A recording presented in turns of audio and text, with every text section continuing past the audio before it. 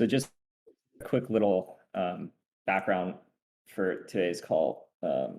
We have some questions from Reggie, faithful Reggie again, but I think we're probably going to do more of like a free form Tokemak wide update, which we'll go into after I do a small little introduction.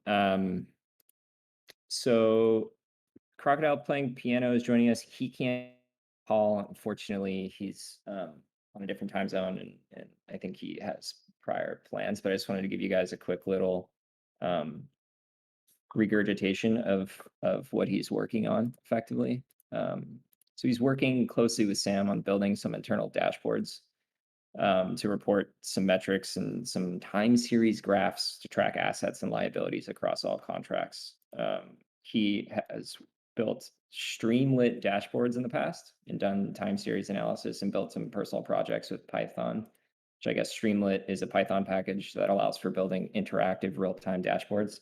So he'll be on the next State of the Reactor call, and he'll be able to give you a little bit more insight into what he's working on. But I just wanted to give you guys a little intro. We're happy and stoked to have him on the team. Obviously, he's been around the community for a long time, so he's a cool dude, very smart.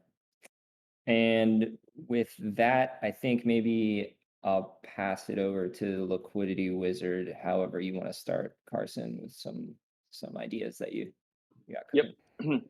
Yeah, so thanks. And as he was mentioning, I think on this call, we wanted to unveil a little bit of what's coming next in Tokemak. This will be a little bit free flowing, but really two kind of high level concepts that we want to talk through. So one is focused on obviously the elephant in the room in DeFi right now. So the upcoming merge, and the move to proof of stake. And then a second piece is on an important extension or expansion of Tokemak that I think is going to be very interesting and exciting. We'll get you sort of started down that journey today. So you're going to kind of hear it here first before it's posted anywhere else. So I think just to kick things off, let's start on the move to proof of stake. So Sharp, do you want to kind of kick that one off, and then I'll take over later on some of the expansion stuff? Yeah, I can give a quick intro on this. So we have been asked before, how is Tokemak positioning itself to the transition to proof of stake? And our thesis is that the market for staking derivatives is going to increase by a lot. So what do we require to see staking derivatives slowly replacing ETH within DeFi? We require to see wide integrations within DeFi as collateral and as trading pairs. So we initially had the intention to improve the distribution of stablecoins, but unfortunately, due to our risk management, we couldn't do it due to the IL risk. So our goal right now is to target staking derivatives and conduct these deployments in a sustainable manner, and hopefully start to see these integrations throughout all the AMMs that we currently support. So on this regard, we should see some announcements and deployments within October, and we are finalizing some partnerships, and we should have more news on that. Something else to take into account is that for this move to fully occur, we also rely on account abstraction, and you can definitely see a world in DeFi where eventually you'll be able to also pay your gas fees with staking derivatives, and hopefully Tokemak will play a very important background in terms of just allowing the multiple players that will enter this field in terms of having more pairings with our token reactors. And just to layer on that, there's some really interesting kind of implications of these staking derivatives that can really improve the economics of smaller projects or newer projects getting liquidity, which right now can be a very let's call it challenging process for them, either with a market maker or with Tokemak to sort of get liquidity established. Anything you want to share on that, Sharp? it's fine if you don't want to share anything on that side yet. But No, well, I can explore a little bit more. So, um, if we are providing a service in terms of distribution, Tokamak should be incentivized by such protocols to conduct these deployments. And usually the trade-off that you can see at the protocol level is in terms of volume, because if you are deploying a staking derivative, you will expect at a first bootstrapping stage to see smaller demand. And for example, with native ETH, so this will allow us to conduct these deployments initially for protocols that are in an early stage of that bootstrapping phase. And this also ties in together with some of our current approaches for Core 3, which everyone has been asking. And I think that within 1 month, all of this will be far more clear, but we can give a ETA. I know that the community is eager on some concrete milestones. And if all goes well, we should be able to announce a partnership in the near future. awesome. Okay, so the second big topic, or where I'll probably ramble for a little bit here, is about an important expansion of Tokemak that's coming up that we've been thinking about for quite some time. We've taken you into parts of this with like the ACC Toka, which is going to be launching sort of alongside this. But really, this gets back to kind of the original diagram or description of what Tokemak is fundamentally. So, if you remember some of the early materials and articles and things we had, that diagrammed out Tokemak. It showed the liquidity providers, the liquidity directors, and then one that wasn't talked about nearly as much was the pricer. We didn't end up launching the pricer because the AMMs were so dominant in the space that you didn't really need a pricer. So pricer would be required if it was an order book or RFQ model, but on an AMM wasn't really needed. But even still, there's this interesting question of who is the market maker anytime there's a liquidity deployment. And that's what I want to explore here a little bit and talk about what's coming next for Tokemak. So let's start with a individual user who goes directly to SushiSwap or Uniswap to provide liquidity without the help of Tokemak. If they put in, say, SNX and ETH into the pool, not only did they provide the capital or the inventory, they also are the market maker because they're the ones that are taking the risk, earning the fees, making the spread, so to speak, and their inventories are sloshing up and down in the two tokens. If you instead go back to the two participants that are in Tokemak, the two primary participants, the liquidity providers and liquidity directors, the liquidity provider, if you think about it, someone who puts SNX into Tokemak, they're not really being the market maker because they have a 1-for-1 T asset and they can redeem at any time. So they're not really the market maker. They're not really making the IL risk. Similarly, the liquidity directors, those that staked the Toka and may have voted the SNX to SushiSwap to be paired with ETH into SNX ETH on SushiSwap, they're also not the market maker because they're not the ones that are realizing the economics associated with the liquidity deployment. So within Tokemak, then you can say, okay, who actually is the market maker? And the answer has been up until now that the market maker is the Tokemak DAO itself in a lot of ways. This has to do with the reserve system, where the reserves are held by the DAO, and that the IL experience is moving up and down effectively at scale with across these different assets. And the inventory is moving around within the DAO. So the Tokemak DAO effectively is kind of the market maker. The next kind of evolution and extension of Tokemak is going to kind of blow that wide open. In other words, Tokemak can be the market maker, or an individual out in DeFi could be the market maker, or an existing market maker can be the market maker. Basically, anyone that wants exposure to these different pools will be able to act as the market maker and signal and demand this. So there will be an entirely new or additional participant into the Tokemak ecosystem, and we believe that this infrastructure, it's going to sort of further entrench Tokemak as um, the liquidity bandwidth really of DeFi and evolving into Web3, as opposed to necessarily just a decentralized liquidity provider or decentralized market maker. And there's some really interesting implications from sort of evolving to this model. One is that the Tokemak DAO can still strategically act as the market maker, and take the economics of certain deployments where it sees fit. And we've done a lot of research, a number of people that are on stage with me here, on looking at all of our deployments, so we know which ones are profitable, which ones are not, and everything in between. Um, and so we can still do that.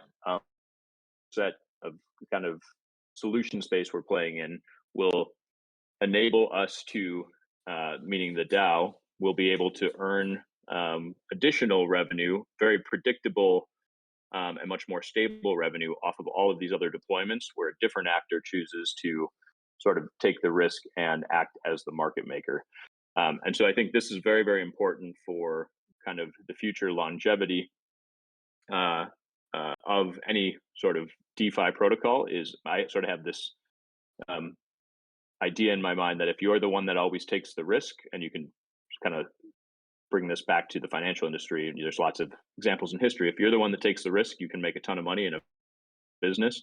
If your infrastructure that sort of takes a toll off of a service that everyone sort of has to use because you give them some benefits, and there's going to be a lot of benefits that this process will provide. I won't go into them on this call because you probably need to look at the diagram, but um, it will make it much more predictable, sort of the economics of what Tokemak is generating by conducting this liquidity bandwidth business model.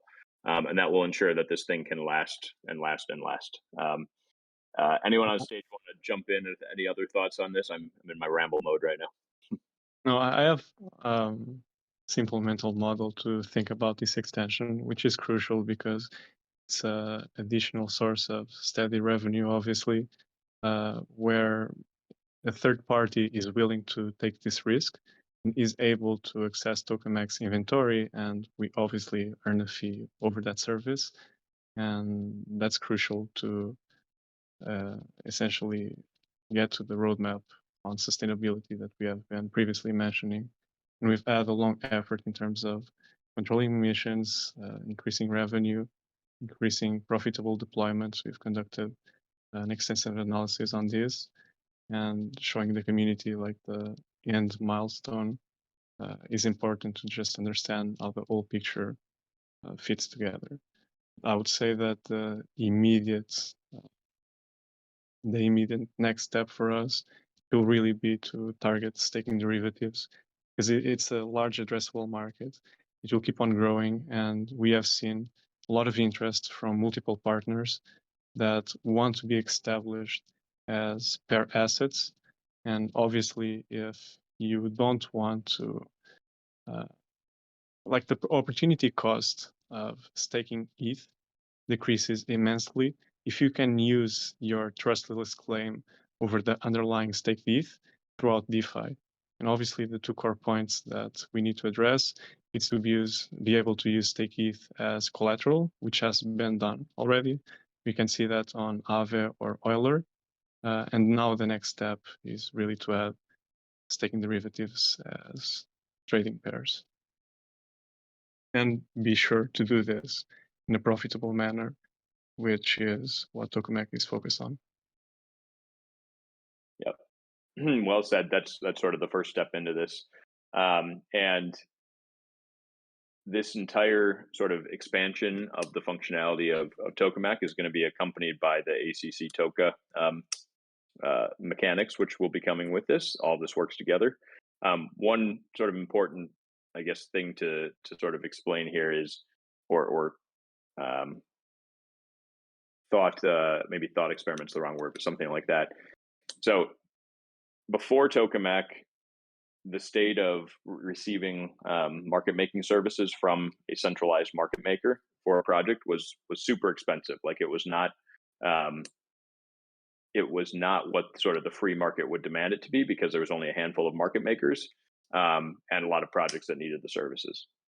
On the other hand, with Tokemak and in the first couple core reactors, we sort of pushed it the other direction, where we provided liquidity for both the profitable deployments and the not so profitable or even unprofitable deployments.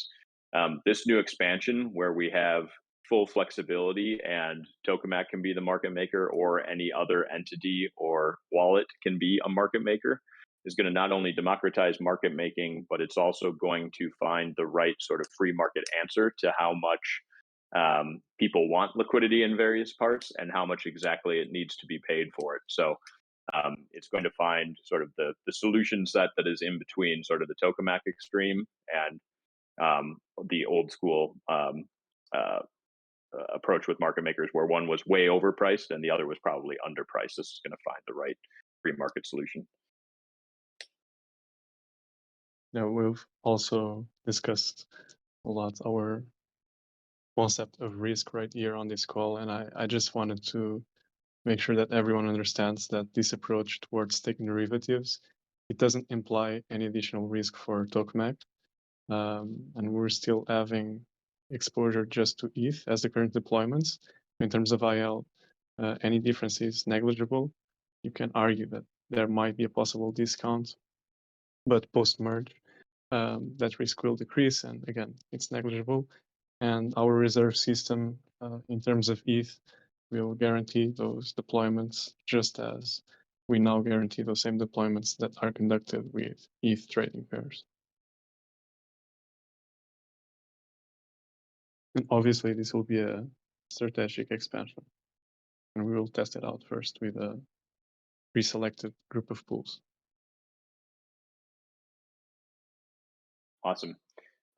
So those, I think, were the two big pieces we wanted to dig into. And was there maybe two questions that we wanted to wrap up with? Yeah, I think maybe, and I guess maybe we sort of touched on some of this, but the question, any updates on the balancer and experimental reactors, and then progress for testing for staking derivatives? I think maybe Bruno, you wanted to. Yeah, I can take this one. So it's like kind of two pieces that belong together, right? So for the experimental reactors, this has kind of somewhat been answered with the other things we've been talking about this, because it's like closely tied together. And then for the balancer one, it's very interesting because I mean, if you just see it like in general terms as a comparison to other AMMs, right? The big piece here are like the 80-20 pools, right? And the advantages and disadvantages for someone, or like a protocol like Tokemak. And we've like deeply looked into it and came to some like very interesting kind of findings. The short answer is that it's very interesting in certain aspects, but for us specifically, it doesn't offer the same kind of advantages than it might do for other participants, which does not mean that it's a no-go for us. It's just that we have a very specific set of like kind of use cases where balancer would be specifically interesting to us. The reason for that being is that I can go into a little bit of that, and Sam, feel free to hop in if you need to like correct some of it. But there's the two aspects that are often being brought up for like the 80-20 pools, for example, compared to a 50-50 pool, is that there are differences. I'm specifically not going to say advantages, but like differences in IL, right? Which is true. It behaves differently. The interesting thing, though, is that on the downside move of a token, right? Like, for example, token against a pair asset, if that token, like basically, let's take an extreme case, goes to 0, right? The IL basically behaves like a 50-50 pool. It's on the upside when the token like appraises in value by a lot, like let's say 3 or 4x compared to ETH, then there is like a larger difference to the 50-50 pool. But for us specifically, as a protocol, we are more concerned with like kind of the downside of a token, since we would be accruing like a ton of quantity in that token and loses in quantity of ETH. While the other side, where the token goes up in price, is less less problematic for us since we accumulate ETH while we are down in the token quantity, and that kind of conversion is easier for us to handle than having a huge quantity of a governance token that might just like not recover and a hole in our ETH, right? And on that side, these pools behave pretty much the same. There are differences, but they're marginal. So that kind of is not a direct advantage for us. And if I might add, we've also explored Balancer strategically due to their introduction of cord pools. So I'm sure that everyone is already familiar with this, but if you're not, Balancer is focusing on this approach of having pairings directly with interest-bearing tokens, like for example, staking derivatives, and they take 50% over that yield. So there are possible strategies around Balancer and Aura, but as it stands, it's very important to focus on that 50% fee over the yield, because over a given period of time, for example, one cycle, if Tokemak wanted to support these staking derivatives, we would need to essentially make that premium to repay that 50% over the yield that Balancer also extracts. So that's another thing to take into consideration while deploying our strategies. Yeah, so these are like basically the two kind of main pieces to keep in mind when thinking about Balancer. That being said, it has its advantages also, right? For us specifically, for example, that like an 80-20 pool, if you have like 20% ETH, or in that case, like any other pair asset, that it allows you to like kind of stretch your ETH reserves like way more, right? Like you can deploy more liquidity per ETH basically, right? But then you have like this other downside, right, of it. So these two things needs to be like kind of balanced out. And yeah. That being said, we are also exploring, and if Sam wants to discuss his findings on Curve V2, it's also one of our options, and I believe that Sam is currently modeling it, and we should have some more news on that in the coming future. Yeah, I expect we'll be able to give an update on our Curve V2 exploration at the next meeting. Cool. And I think just to probably to wrap things up, although I'll throw it back to N to see if there's anything else, but on the question on experimental reactors, in general, we should have a launch within 4 to 6 weeks is sort of the rough plan. And then the question on sort of timing for engaging with staking derivatives, similarly, 4 to 6 weeks is what we're targeting. So a lot of stuff is coming soon. Yeah, if we finalize all the current partnerships that we are going to target, October should be our start date.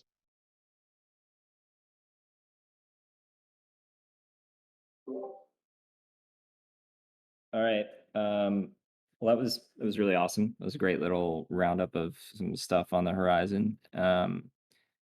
I appreciate everyone's time. I think a lot of these questions have been sort of covered in a more broad, kind of less directed way. So I think we can probably wrap it up unless anybody else has anything else they want to say. Just want to thank everyone for sticking with us during the bear market. Yeah, bearing Yes. with us during the bear market. Yes, We are thank you all for together Market's and jumping on. pretty gnarly. And a lot more stuff coming. So hang in there. All right, sweet. Thanks, guys. See you soon, everyone. Really Bye. appreciate Thanks, it. everyone. Thanks for your time. Bye.